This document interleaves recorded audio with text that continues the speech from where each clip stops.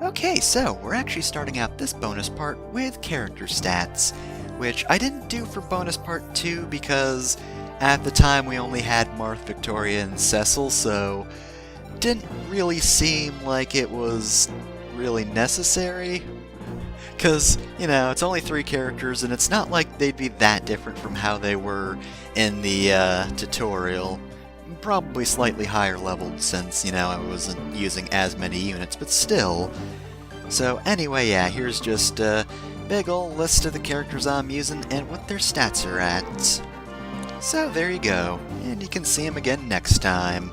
The next bonus episode. For now, though, we've got some supports. A lot more than in the previous one, because we're actually using different units now. We've used more than, 3 characters at this point.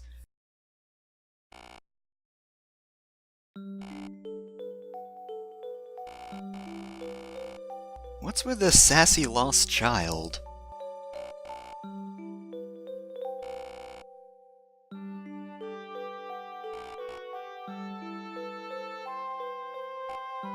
Okay, starting to think Yumina's plotting our death.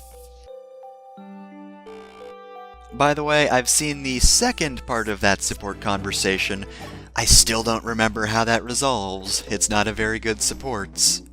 And speaking of not good supports, here's Melisha doing her usual thing. So, it seems things have gone horribly wrong for Melisha. Probably because she wanted to ask Marth to marry her. And, it's kind of promised to say to.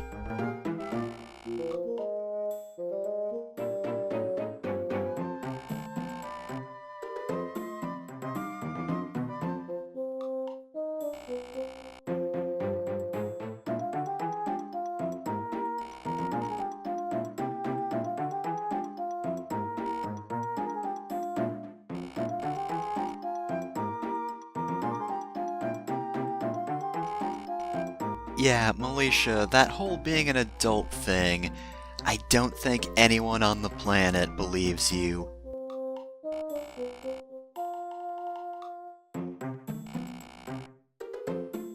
I don't think this is really going to help the situation.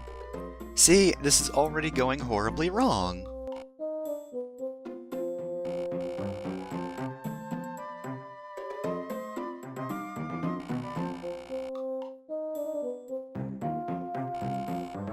I wouldn't mess with Jagan. He looked pretty serious when he was confronting Lang. Just because he's not a playable character doesn't mean he can't kick someone's ass. Oh well, anyway, second Palla conversation. What? No, Palla, no, please! Palla, you're the only person who actually knows how to exercise properly and not hurt yourself in the process. Please, no, Palla, no! Believe in yourself and your good, sound advice.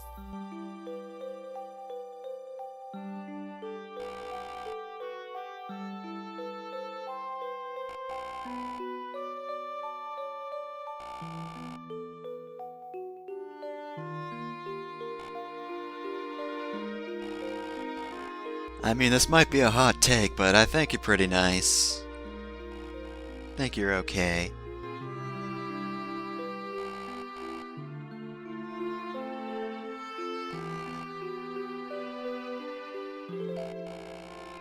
It's stiff from punching Lang in the face, which is not actually what I did because I use magic.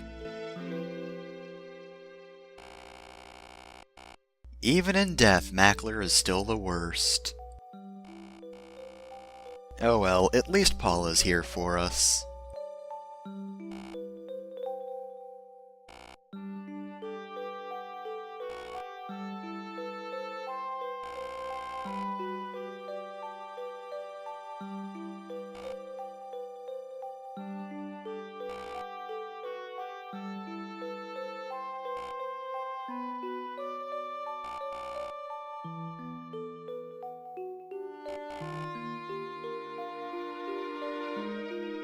Alright, well now that that scene's done, we're probably going to be crushing on the other Pegasus Knight now.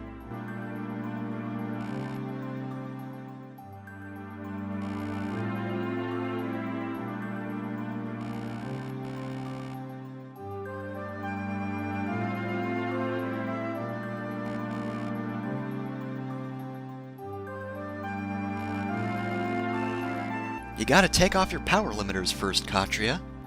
The rings around your wrists, remove them and we'll defeat Mephisto. I'm getting too specific with that reference, jeez.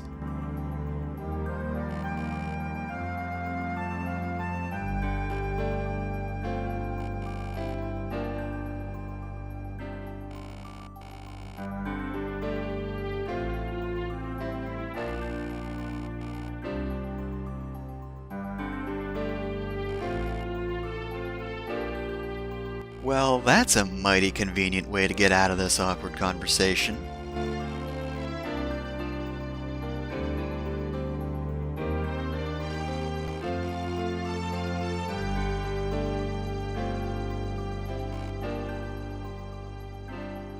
Da-da-da-da-da-da. Oh, hey! Now we're at the part where we're going to murder Caesar and Rad. Alright, so, it's about to be sad. That's, Rad's death quote. And now it's just Caesar here alone. Oh, geez. So yeah, it gets heavy very quickly. These are actually kind of interesting. I just don't like seeing them because I don't want to kill either Caesar or Rad. Honestly, like, killing them both is, oddly enough, like, the least sad, I guess? I don't know, that's kind of an understatement, I feel, but, like, these two scenes are actually kind of a little bit wrenching and actually well written, but the one we're going to get to in a moment, where they're both dead, isn't actually that good.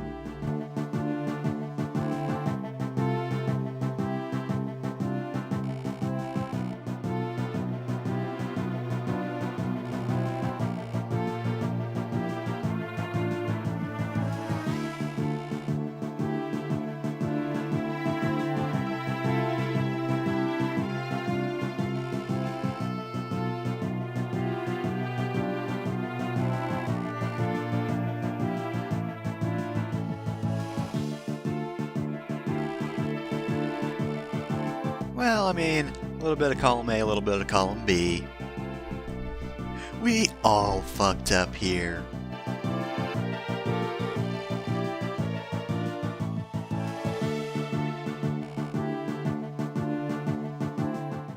And now to kill Caesar.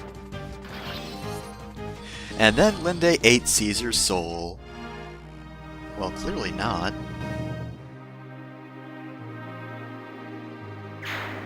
Wow, he didn't even die on screen, jeez. Alright, so now Rad. Rad is actually going to say things for once. He doesn't do that very often.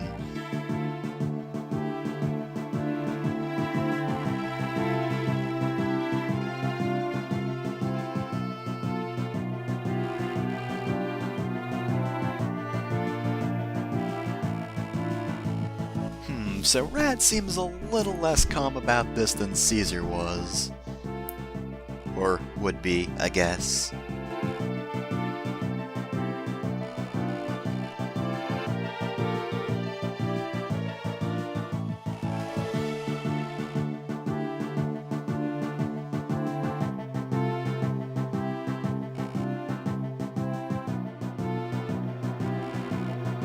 So this part of the conversation is fairly similar to the other one.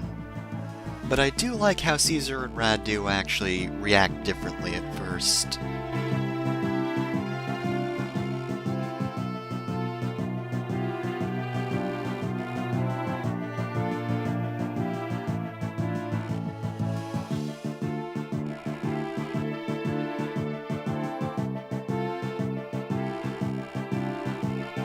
Gotta save that girl that we always vaguely allude to but never actually name. Alright, and first off, pretty sure that's not who's supposed to say that.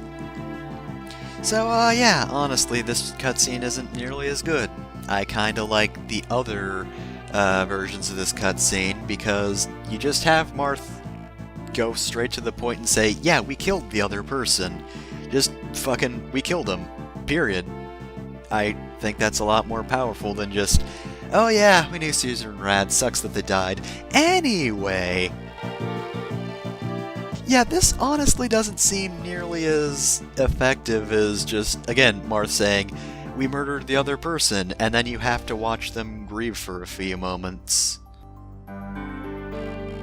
Alright, so this is of course the check for whatever your present attribute was. Thanks, sure. I'll believe you, Jagan. Pretty sure you're pulling my leg, but whatever, it's fine. A genius so hidden, not even I could see it.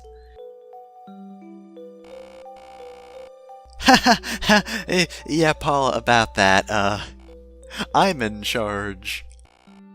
Oversights is my middle name.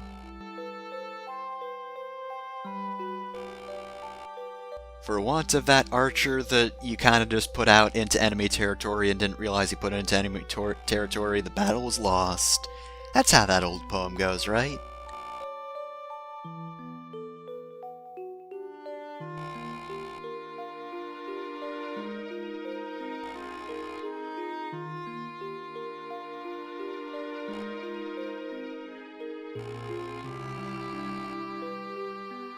Oh no, the sink or swim method, no!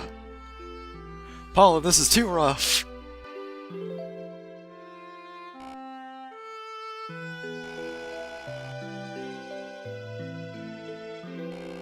Wow, Palla must really believe in Katria if she's resorting to actually say a good thing about yourself. That's a very risky method, and not a lot of people can actually do that. It's a tough one. So, unfortunately, we will be skipping the hat here. Oh, well. At least we have the other universe to get good hats in. Oh, also, this conversation. I kind of forgot that Seda and Militia had a support together. This is going to go about as well as you probably think.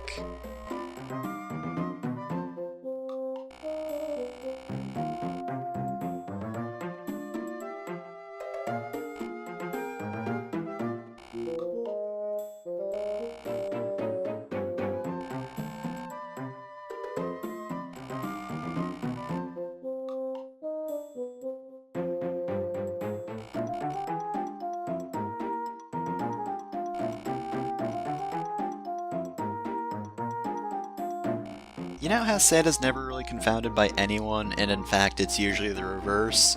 Yeah, so, Militia's really good at what she does, and what she does is extremely teen fantasies, and simultaneously not being subtle, but also not being clear either. I mean, I had a dress, but that sprite was cut from Shadow Dragon. Ah, yes, of course, incognito as herself. Hello, yes, I'm not Princess Seda, I'm Seda. A completely different person.